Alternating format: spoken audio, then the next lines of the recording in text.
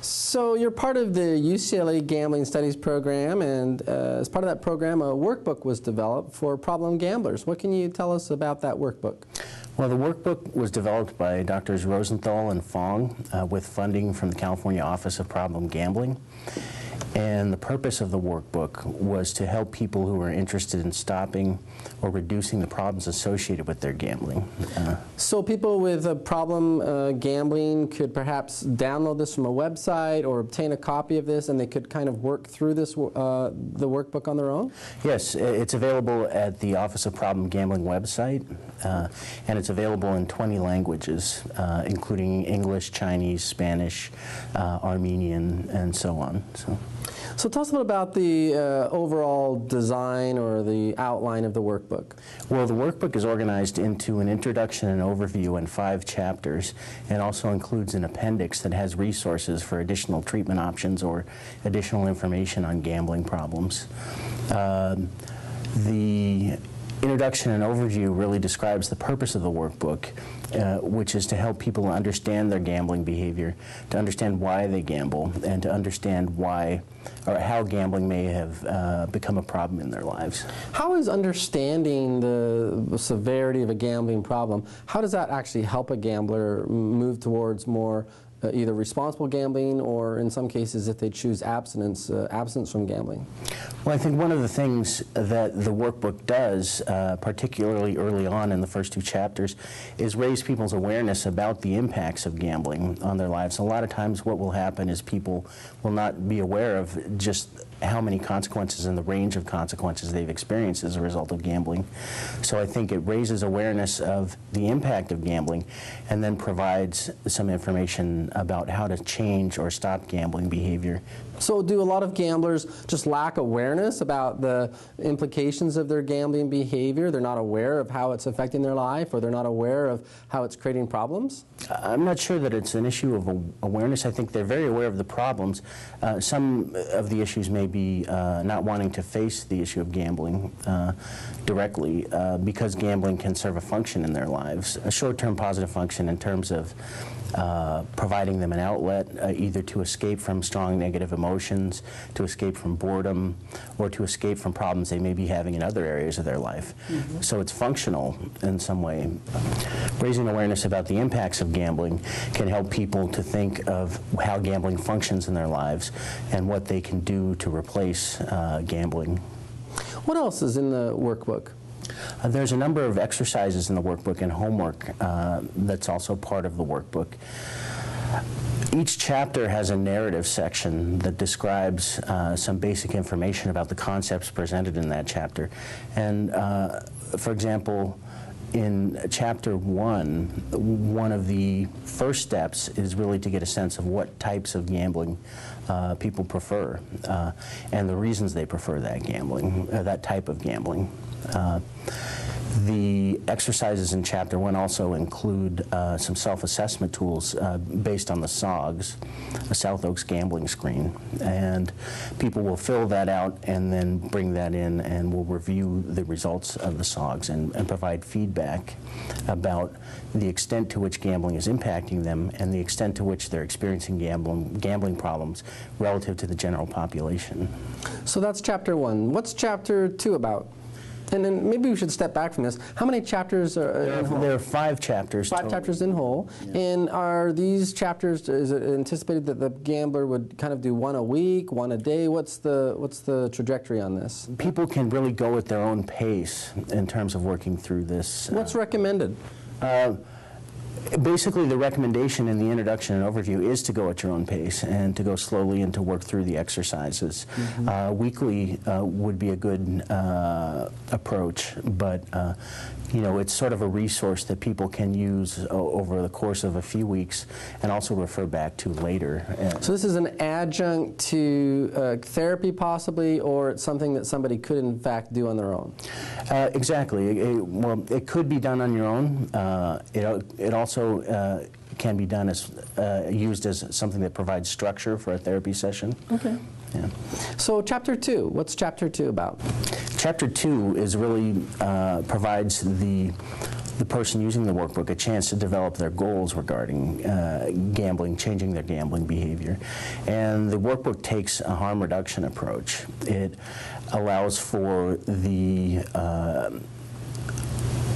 client or the individual using the workbook to select either totally stopping gambling or cutting down on specific types of gambling, setting a specific gambling budget. But what we suggest is that prior to making the decision about a goal for using the workbook, one should cut down or should stop entirely for 3 to 4 weeks to see how urges and cravings impact and to see what life is like without gambling. Mm-hmm. What else can they find in the workbook? Chapter 3? Chapter 3 starts with dealing with triggers for gambling, and it describes 2 types of triggers, internal and external triggers.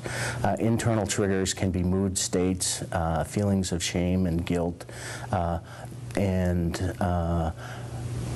urges and cravings. Those kinds of things can be internal triggers.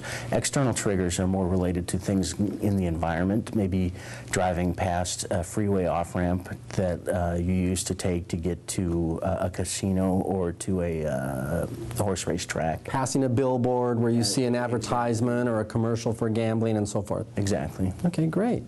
And by identifying the triggers, this helps in prevention, this helps in kind of anticipating possible triggers that would precipitate a relapse. Well, one thing I should say is that Chapter 3 builds on some of the exercises from Chapter 2, because one of the exercises in Chapter 2 involves recognizing thoughts and feelings and situations before gambling and thoughts and feelings while gambling and after gambling, and consequences, amount of money won or lost.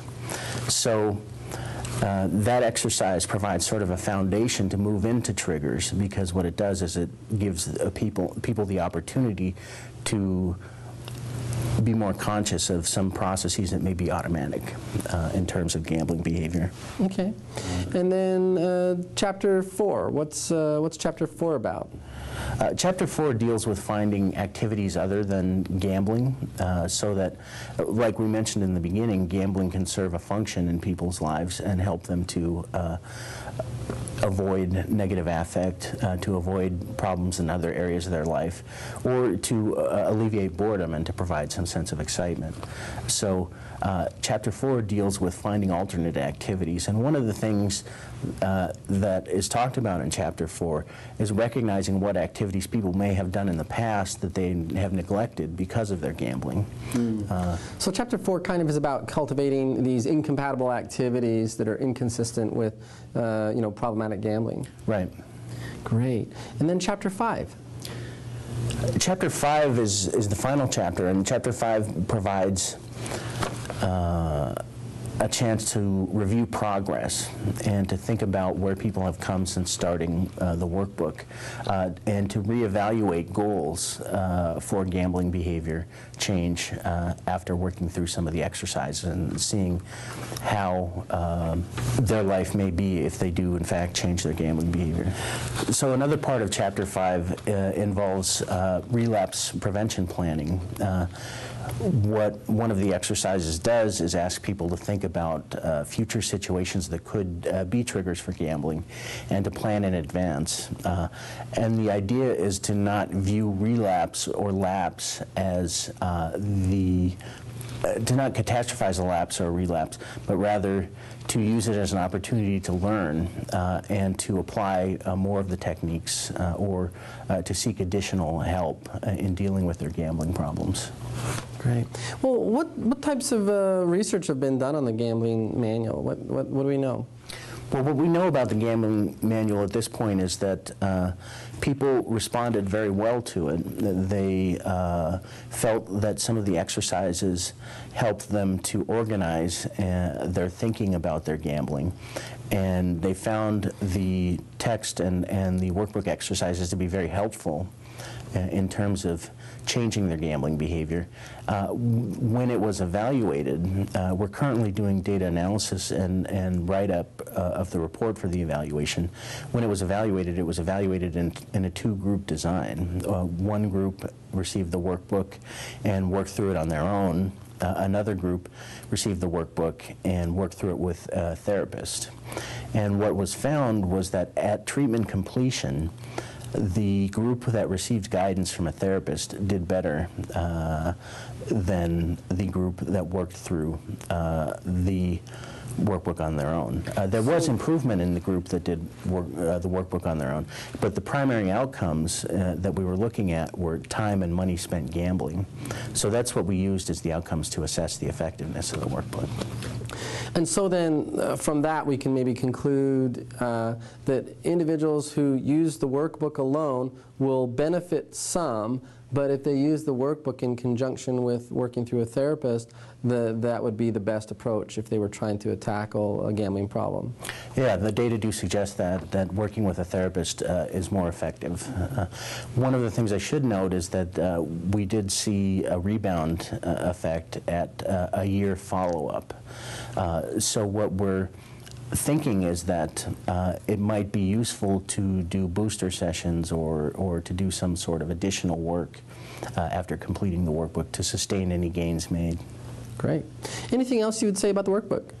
I would say using the workbook as a therapist is helpful in guiding some work, but one of the things that is important is to not use it as a cookbook, to use it as an augmentation for therapeutic approaches, but not to limit yourself to just doing exactly what's in the book. Great.